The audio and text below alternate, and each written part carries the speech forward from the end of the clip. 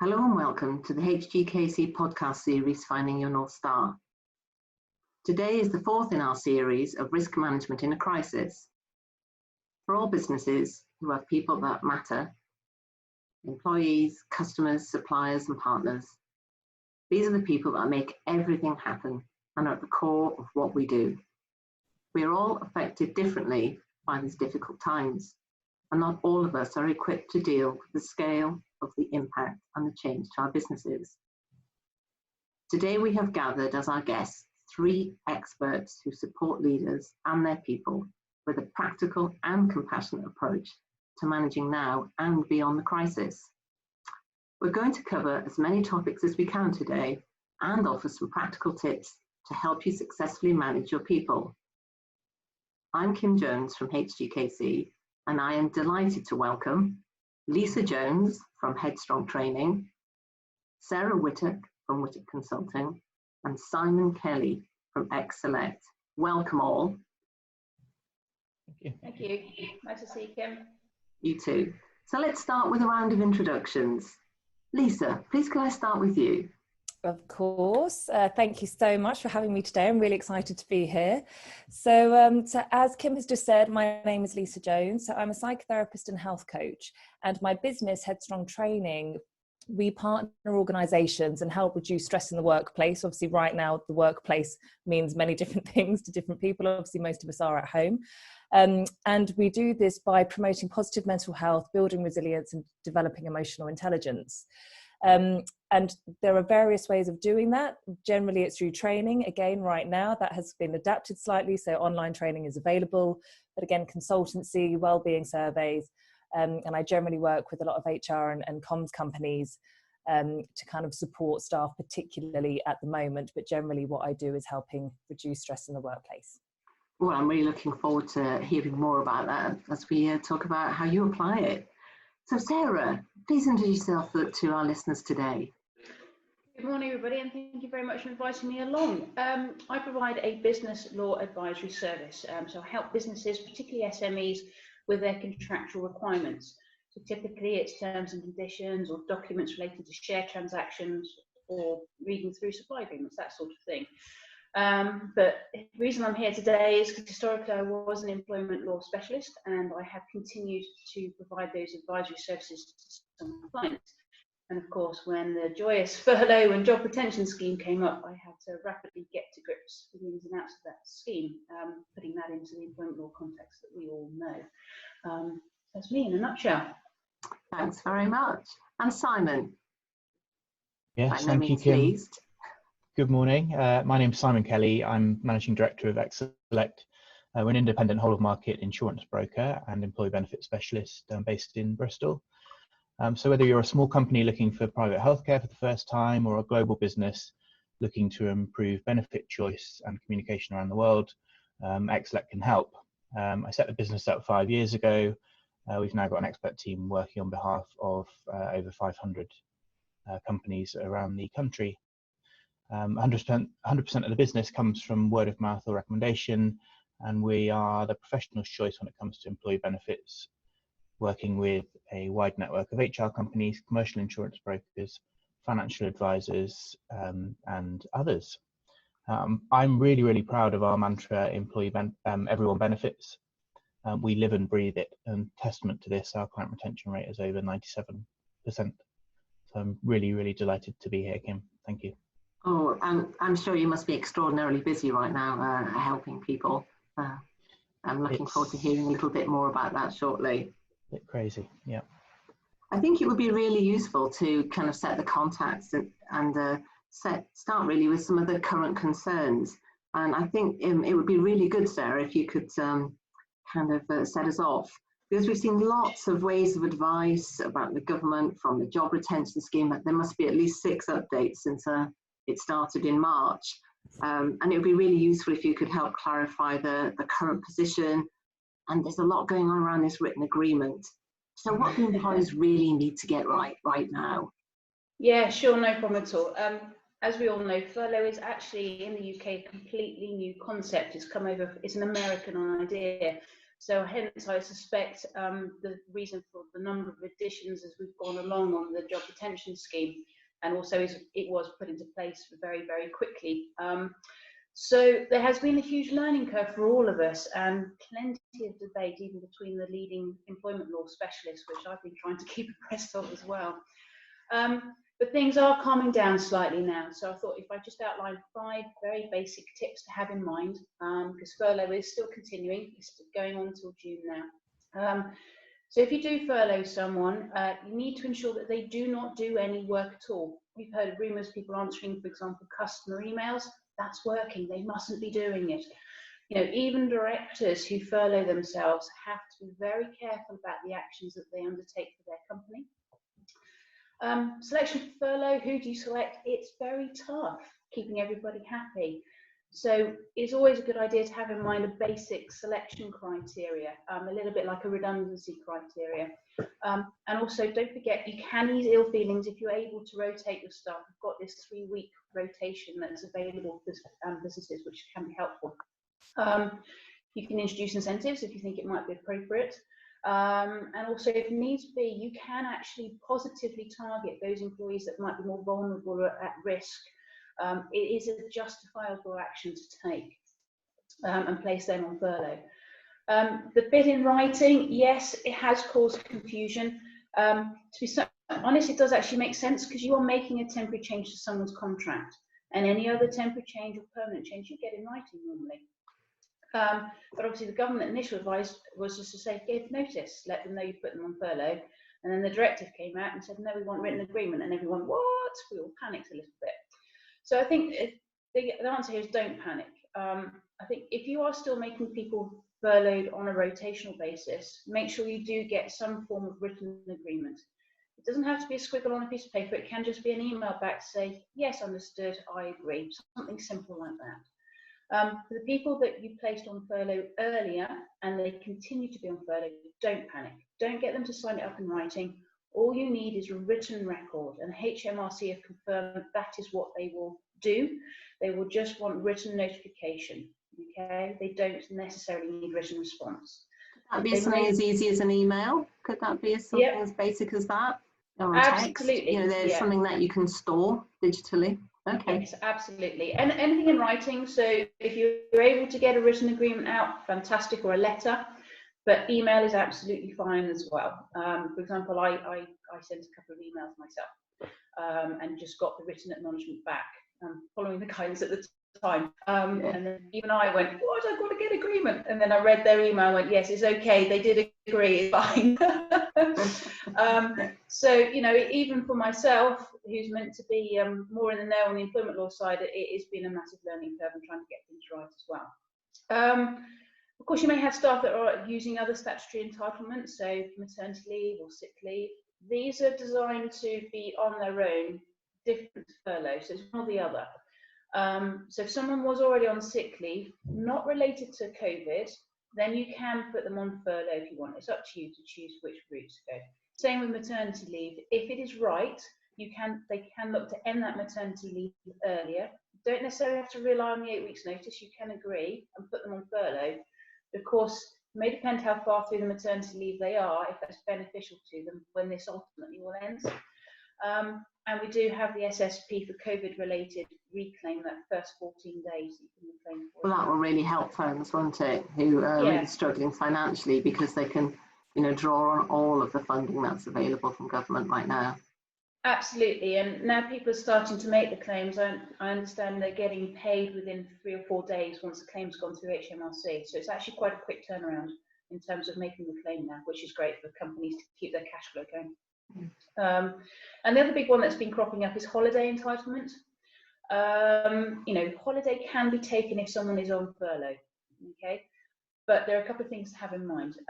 If they do want to book it, that's fine, and if you agree to it, but it has to be 100% pay. So you can reclaim up to 80%, but you will have to do the top up to the normal 100% worth of pay. You can stipulate people to take holiday during that time. A lot of employers might be worried, well, we all get back to normal and then everybody says, I want to go on holiday now.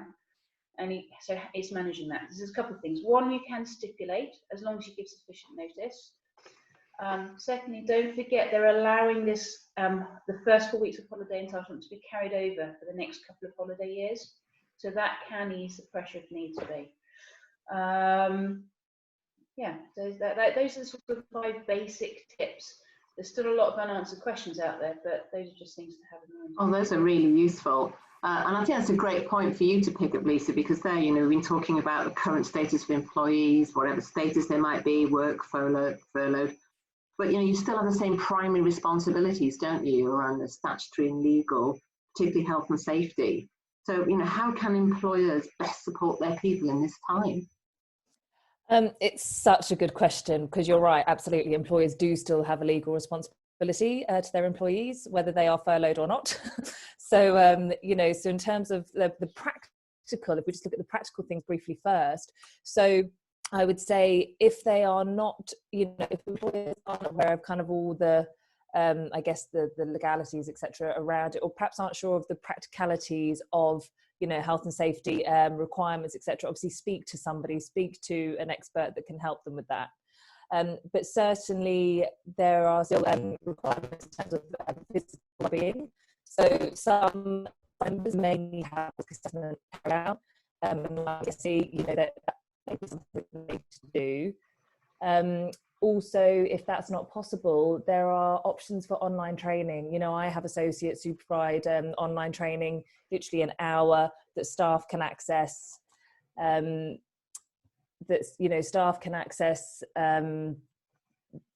even if they're on furlough or not. Sorry, I kind of lost my train of thought a little bit there.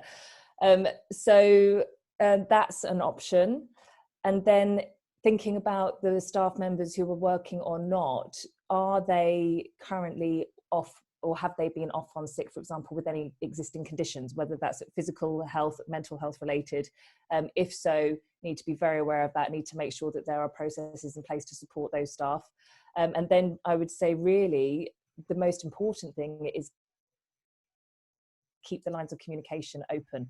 So have regular check-ins, regularly, ask your team, ask your staff, how are you? What's going on for you? And bear in mind that everyone will be in a different situation. So some people will be in very fortunate positions where they live in an environment that they have space. They might have an office in their home. They might have a spare room they can use. They might not have lots of distractions. They might not have young children that they're trying to homeschool, for example. Other people will not be in that situation. Other people will be in a one-bed flat in a block of, flats with no outside space and possibly children around it. And it's a very, very different set of pressures or stressors to try and manage. So I'd say, for the employers, keep those lines of communication open, keep checking in, like I say, provide training where possible, because obviously if staff are furloughed, they are still allowed to take part in training. That's very important. I mean, certainly something that I would be recommending, just pitch for myself really, is that, kind of whether it's a wellbeing survey or just a basic training on health and wellbeing. So just giving those tips and strategies that the individuals can also be aware of, to take that personal responsibility as well, because it's not just up to the employers. And just be mindful that everyone will be in a different circumstance and that everybody will respond differently. We are all individuals with different coping strategies, and what one person might find stressful, somebody else won't. So just to be very aware of that people will be coping and responding differently to the situation. The other thing we talked about in the past is the risk assessment side of work from home, and some of the concerns that employees have been, or employees have been raising as well, around how that works, what's different about being remote. Could you say something about that? As in from a risk assessment perspective? Yeah, that employers still have to do that. How do they help employees, if they've got to work from home, for instance, from computers, or use their own kit, that type of thing? So I'll be honest, I am not an expert in health and safety law. No. But certainly I know a lot of employers are providing, equipment for their staff. I mean, the basics, I would say, ensuring that staff have the knowledge and the training, the awareness of how they should be best working from home or remotely. So in terms of, where their screen should be, how they should be, sitting, the kind of environment they should be in, all of those things. Obviously, encouraging regular breaks, and just having those support processes in place. But I'd say for people that already have existing conditions, then they will be needing risk assessments, to ensure that they can work as safely as possible. Thanks, Lisa. That's really, really useful. Simon, if I could turn to you now, you've been running employee assistance, programs for a long time, so you've got a very unique perspective around how employers, support their people. And this is a very specific time. So, what are you seeing? How can employers best support their people from your perspective? Yeah, thanks, Kim. I think it's safe to say we are in uncharted waters. We'll never see, fingers crossed, we'll never see anything like this again. And this pandemic seems to be causing worry and fear in every aspect of our lives, whether that's home, whether it's work, it's everywhere. At this time, I think it's critical for employees to access employee assistance programs where they have access to them. An EAP, an employee assistance program, can help because talking through worries and concerns with somebody independent can help put them into some form of perspective and help manage the feelings and emotions, creating strategies and approaches that will help you or the person, the employee, to regain a sense of control and remove uncertainty. EAPs can help employees by providing a place to discuss issues, fears, emotions and concerns, and fast access to specialist counsellors is available 24 hours a day, 7 days a week. And support can also be arranged in the form of face-to-face counselling sessions, although I have to say at the moment face-to-face isn't really possible, so kind of remote counselling seems to kind of be the norm at the moment, and I would expect that to be the case for the next year, 18 months or so. So getting access to experts like Lisa really, I think, is the key. That said, the format of telephone and digital counselling works just as well as face-to-face, helping to tackle kind of emotional issues. EAPs also provide invaluable legal and financial information from specialists and partners. They can help with debt legislation changes, new benefit rules, providing information that might alleviate some of the fear and stress that the pandemic's bringing. They're often also a free add-on to paid benefits and services, and without actually having a specialist review of the benefits that might be in place, it's not uncommon for an employer to be completely unaware that they have access to these services. Just as an example, I had a new client contact me last week to buy a standalone EAP, but when I investigated their current employee benefit packages, they actually already had access to 2 EAPs that were free with an existing benefits. Yeah, I think it's a very misunderstood area, isn't it, of what the whole range of services that are now available, under your kind of programs. Yeah, and as Lisa just touched on, the other issue here is that when somebody procures an EAP, they might just buy it for the sake of covering their duty of care for mental health in the workplace. But the key is actually communicating this benefit, especially in this this impossible time, is actually communicating this benefit to the people that are going to need it the most. Make sure that employees are aware of it, send out information as regularly as possible, to ensure that kind of stays on their radar. If there are free resources, apps, etc., just make sure that they know about them. It's a great cornerstone, isn't it, as part of your comms program with your people while they're away, because you can keep reminding them and sending out new things, and without it feeling like too onerous. Absolutely. And it's just as an awareness thing, the EAP is one of the lowest cost employee benefits that you can buy, but in my personal view, it's probably the most important. Yeah, I think value for money, they're definitely seeing that right now. So we've talked a lot about employees. Let's consider the managers and the leaders a little in our conversation. They probably need a bit more support managing their teams during this kind of lockdown. And I think one of the main concerns that I've been coming across is that they're not used to the remote working and having their teams further away from them. So it would be really good to get some kind of advice or guidance for managers sort of struggling with this kind of situation? So Lisa, would you like to kind of open up with that for us as a conversation? Yes, sure. And it's such a good question, because it's kind of that that the premise or the idea that, you know, who's there for you? You know, if you're the leader, if you're the boss, if you're the person that's kind of managing everybody else, who do you then turn to? In the same way that, for example, you know, as a therapist, I have to have supervision. That's part of, you know, that's part of the process. So that question, you know, who is there for them? Again, as Simon's just talked about, there are many, many services that are available, that might be externally. So ensure that they have all the information that they need. So if they're looking for emotional and mental well-being support, that they know where they can turn to get that support. So whether that's privately through, you know, therapists, counsellors, coaches, whoever, or whether it's through the EAP service that might be there, mental health first aiders, there's a whole wealth of, you know, private medical insurance, you know, healthcare cover where people can access support as well. There, you know, and obviously Simon would be able to explain all of that much better than I would. But there are lots of avenues for support out there.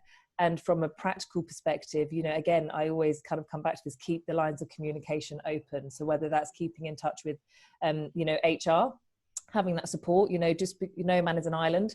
They might be the leader, but that doesn't mean that they have to do it all themselves, you know, so reach out, take the support that's there. And like I say, so that might be from an HR perspective, it might be from other members of your team, whether that's, you know, in your accounts department or wherever it might be. So all of those different areas that you're going to need help and support with. But reach out, you know, accept that we can't do it all. We don't have all of the answers, you know, and don't be afraid to ask for help. That's great.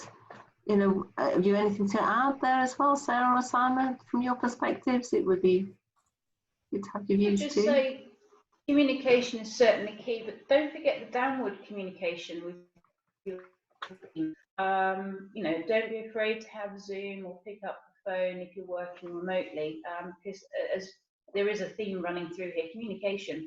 So if you've got an idea, put it out to the team like you probably would normally do so, just obviously learning to do it in a different way.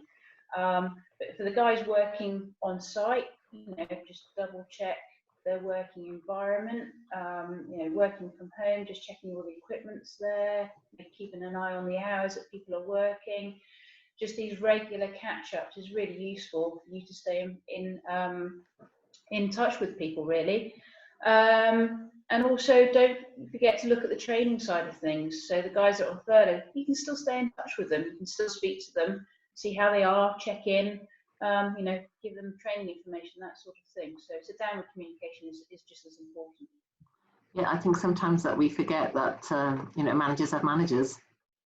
Yeah.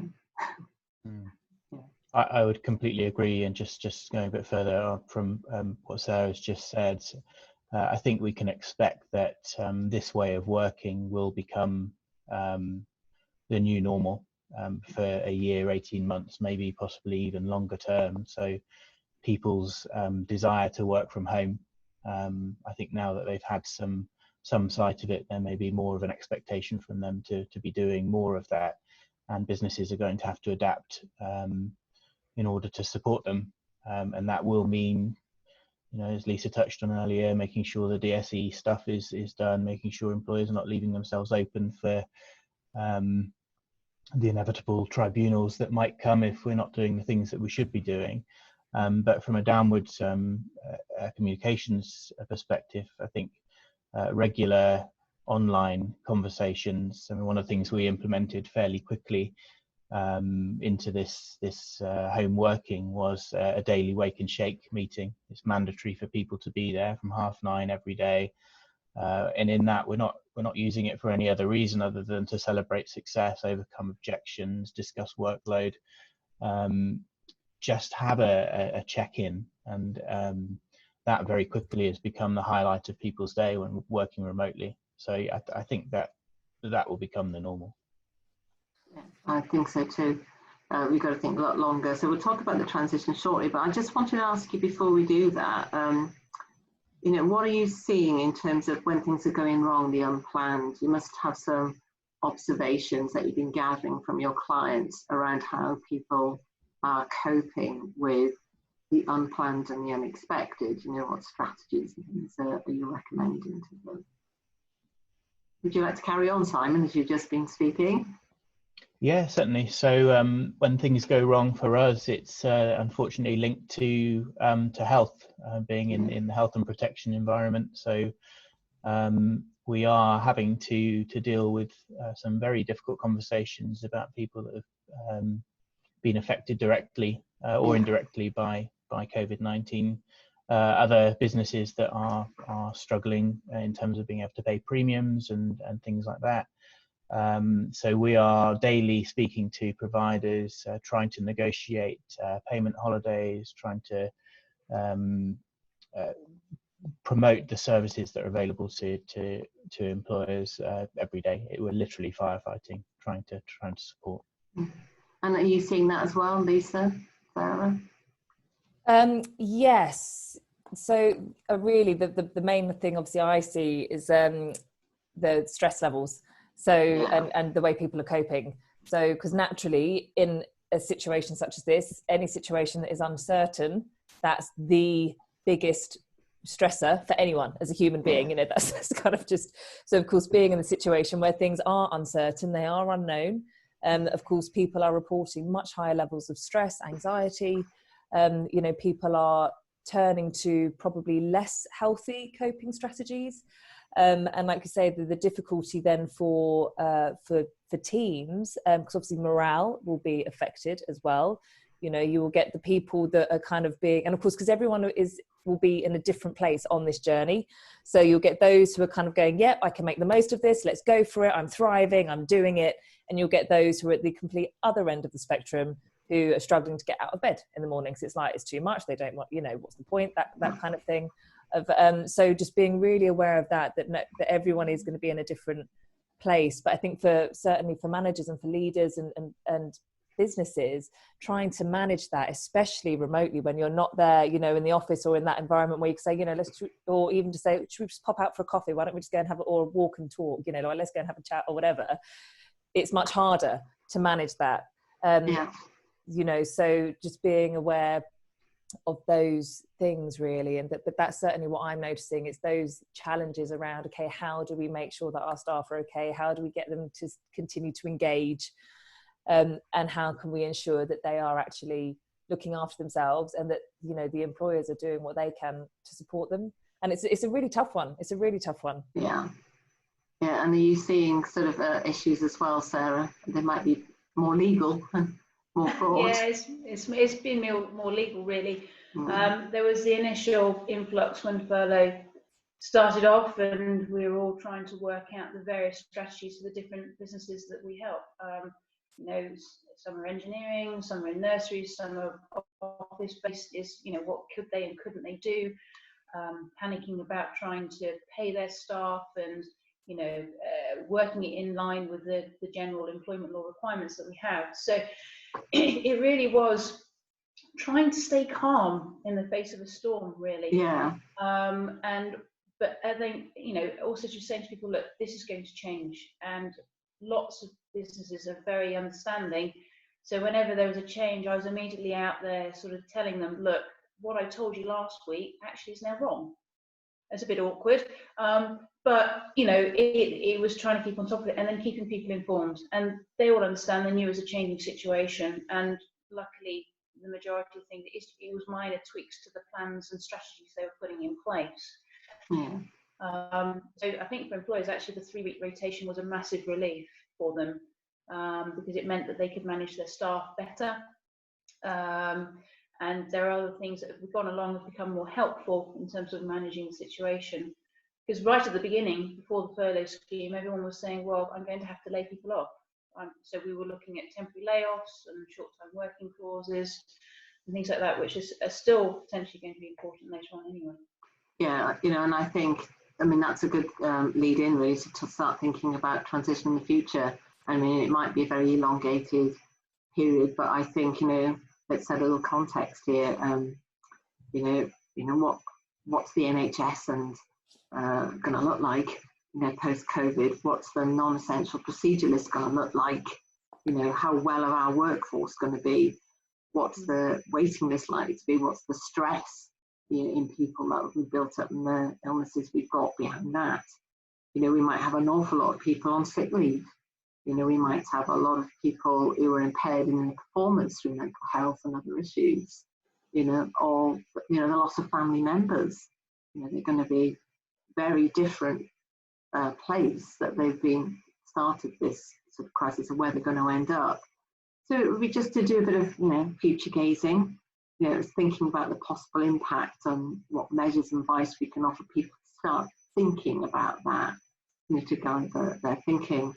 So it would be interesting, Sarah, to explore that in terms of, the impact on return to work, either partial or remote, or, from that sort of legal framework kind of view as well. So give us a few thoughts on that. Yeah, sure. I mean, obviously the biggest thing will be, well, what happens when the furlough scheme ends? So you've got two aspects there. One, getting your workforce back in, assuming you can still afford to maintain your workforce as normal. And obviously all the health and safety requirements about a safe working environment and, checking what is available. And, there is guidance out there to say some of the basic things to have in place. And obviously people are looking at rotating staff hours and breaks, space within their environments, the basic antibacterial stuff. So that's one side of it. So come June, I don't think we're all going to be jumping on in the car and going back. It's going to have to be a managed process. So how do you put that in place? And then obviously the other side of it is come June, the funding ends, but I have no money coming in. Yeah. So you're obviously having to look at potentially making cuts or changes to your workforce. And is really important to actually now start to forward plan even now, because depending on numbers involved, if you have to, for example, make redundancies, you could be looking at 30, 45 days, even 90 days. So we've heard some news recently, I think it was British Airways, 12,000 staff. Yeah. That's a massive redundancy exercise. A lot of us won't be in that position, but even one or two people you have to plan for. And it's also worth checking your employment contracts, because if you still have to do a temporary layoff or short term, have you got to negotiate a pay cut to continue through the next few months in the year? So now's the time to start planning what you need to do in relation to those wages, basically. Okay, that's a really does your contract help you or not? Yeah, and it's really useful to get people to think about, their worst case scenarios, and work back. Yeah. Thank you. That's really useful. Lisa, I mean, I know this well-being perspective is really important right now, and how best businesses can respond. So some of your thoughts about how they extend from what they're doing now into the future would be useful. Well, I'm hoping that, because obviously there are many companies out there who are really on board with the kind of health and well-being agenda and are very forward thinking. There are those who perhaps are not as much. So I'm very much hoping that this will bring to light actually the importance of health and well-being in the workplace, from an organisational perspective and an individual perspective. And really, I would say prevention is better than intervention, always. Obviously as a therapist, by the time somebody's coming to see me, they're not in a great place. And actually if we can upskill all of us, so that's, everyone in an organization, but all of us individually, and upskill us. So we have those strategies, we have those tools, we have those, healthier coping mechanisms, and understand how to manage stress, how to keep ourselves healthy. And that is everything from our brains, our minds, our physical health, our mental health, our emotional health. It is all connected. And that's something that's often kind of overlooked, that everything is actually connected. And if we can be upskilled, so that when we are coming, having to change our routine again, having to adapt again to another set of new normal circumstances, that we're more equipped to do so from that kind of well-being perspective, so that it doesn't feel, because we can't, unfortunately, none of us are immune to stress. We cannot go through life without experiencing some sort of stressful event. But the better equipped we are to manage it, obviously, you know, the better for us in the long run. And also from that, the perspective of, you know, from a team perspective, you know, having that kind of that camaraderie, almost building up that team morale, that, you know, we're all in it together. And actually, you know, what can we, if we've got the knowledge and the understanding, we can support ourselves, we can support each other much more effectively. And then, you know, and prevent issues from becoming much more serious potentially. And that's from, like I say, an emotional, mental and physical health and well-being perspective. That's really useful. So if we can think of, you know, how we develop a sustained plan, how do we sustain this kind of, you know, bringing together of people sort of and carry it on. I heard a fantastic example from one of the hospitals, which is called Silver Lining. Their initiative is called Silver Linings. So it's about, you know, protecting people how they feel at the end of the shift.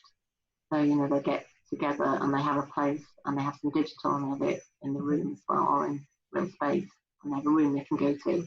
And it's all about looking after them to, you know, decompress after a day on the ward. Absolutely. Which is, you know, really about, and they started it before this happened. And they're going to, you know, so it's in this thing that's, you know, they've wanted to do long term, but it's been so powerful. Because they've had access to it because they've been running it for a few months beforehand. So those kind of things, seeing those sort of dot all over our good working practices will be invaluable. Yes, absolutely.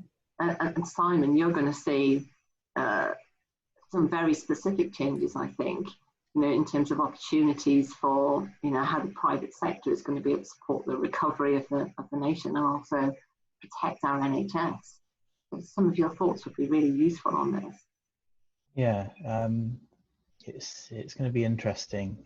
I'll just add some context before I think it's going to be quite a short answer in terms of how I think it's going to support. But when you think about the NHS, there are a couple of areas that have been specifically affected: acute care and people with long-term conditions. So within acute care, we've seen widespread changes to the purpose of hospitals themselves. Whole units being given across for COVID-19, operating theatres being turned into intensive care units, staff not previously specialising in respiratory or critical care repositioned for this emergency. And the NHS obviously enlisted the entire private sector to increase its critical care capacity. As a landscape for the NHS, it's completely unrecognisable. And amid all this change, the backlog of long-term conditions, treatment, outpatients and elective care is developing. And I'm not saying it was perfect before COVID. I mean, we were still looking at long-term waiting lists. I've seen a year, 18 months for some non-essential treatments and procedures. And for people with long-term conditions, I mean, the emphasis of COVID-19 has detracted completely from those groups of patients, vulnerable people with respiratory, diabetes, cancer, heart. All these people have kind of just been put to a side and been classified as less important, not important, but less important. So the NHS post COVID-19 looks pretty scary, pretty difficult. They've done an absolutely amazing job, and I think we can all agree that they're doing a fantastic job. But post COVID-19, the NHS looks quite scary. And how the private sector can support, I don't have a crystal ball, but I certainly think that when you've got an independent, privately run organisation that can support the NHS in the way that it has done for many, many years, that we will see an unprecedented spike in the demand for people looking for ways to bypass the waiting list. So I think it absolutely can support, and I'm not using this by any stretch as a sales opportunity. I just think that it will be there. The opportunity will be there for the private sectors to support.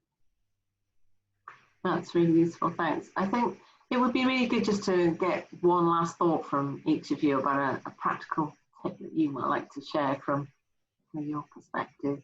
Something to think about in terms of, you know, it's all about your people and keeping that focus about them. Sure. Shall I start? Yeah, go Sarah, go. Yeah, okay. I think the tip really is just to try and keep up to date as best you can with the furlough requirements. There are still lots of unanswered questions out there. For example, can you hold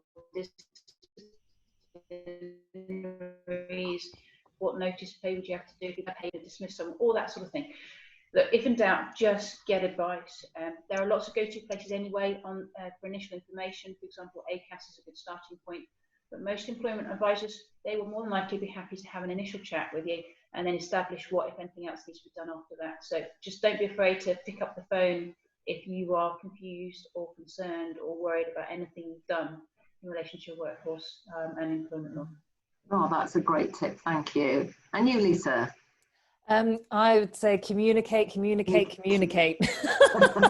a great mantra, one for us all to live by. Absolutely. And just, from a practical perspective, if you haven't already, make sure that you've got regular one-to-ones booked in the diary, have those, in the diary, and be open and transparent with your communication. Like I said, we don't cope well with uncertainty. To be honest with your staff, be honest with your team. They appreciate that you might not have all the answers, but they will feel much better if they kind of know what they are dealing with or what to expect to some degree. So just keep on communicating. That's a great one. And Simon, do you have a last thought? Yeah, mine would be review the benefits that you've got in place, look for opportunities to support your employees. And if you haven't got an employee assistance program, absolutely buy one. And as Lisa said, communicate the hell out of it. That's great. Thank you so much. Well, thank you for an informative and really practical discussion about managing and supporting your employees and your managers during these difficult times. You've given us some great thoughts about where people can start, where they can prepare, and also to start thinking about the future with some optimism, because they can be practical and plan for it. It's been absolutely fantastic to have this conversation this morning. I've learned so much new stuff that I think I can use. So thank you guys, you're amazing experts in your field, and I'm looking forward to being able to share this podcast at hgkc.co.uk/podcast, and it will be available for you to listen to again. So thanks very much. This has been, it's all about your people. Bye for now. Thank you. Thank you. Thank you. Bye. Thanks so much. Cheers.